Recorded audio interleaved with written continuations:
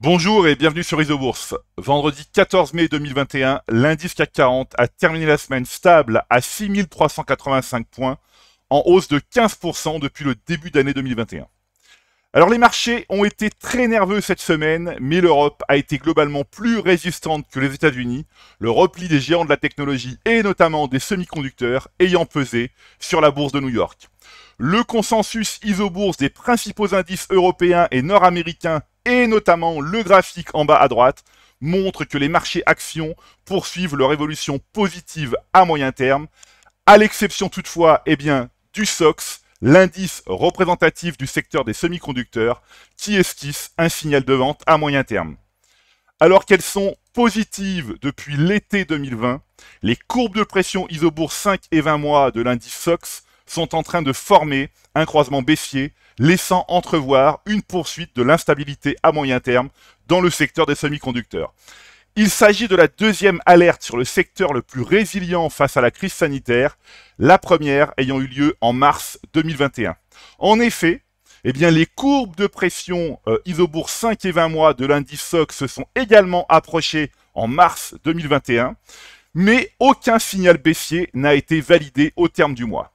Alors en attendant la validation ou l'invalidation du signal à la fin du mois de mai 2021, il faut faire preuve de patience, de prudence et être très sélectif sur le secteur des semi-conducteurs et plus largement sur le secteur technologique également impacté.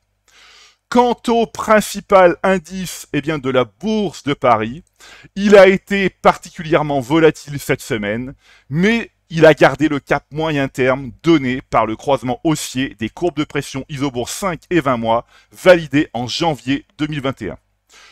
Sur l'ensemble de la semaine, les meilleures performances du CAC 40 reviennent aux banques avec des hausses hebdomadaires comprises entre 3 et près de 5%.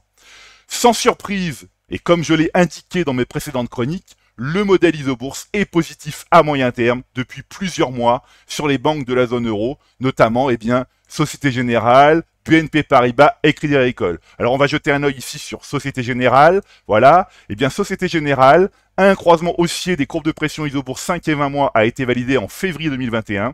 La banque progresse de 25% depuis le signal. On passe maintenant à BNP Paribas. BNP Paribas, un signal positif à moyen terme validé en décembre 2020. Déjà 30% de gains sur la banque BNP Paribas.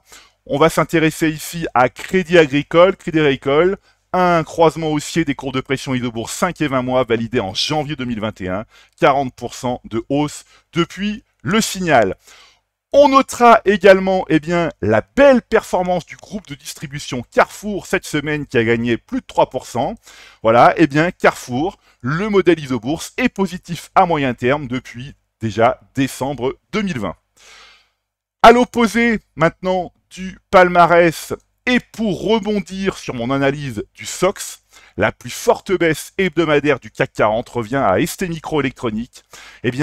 Qui a perdu près de 6%, après une phase haussière identifiée en juillet 2019 et un gain de près de 80%, le modèle Isobourse s'apprête à passer négatif à moyen terme sur le titre du fabricant franco-italien de semi-conducteurs.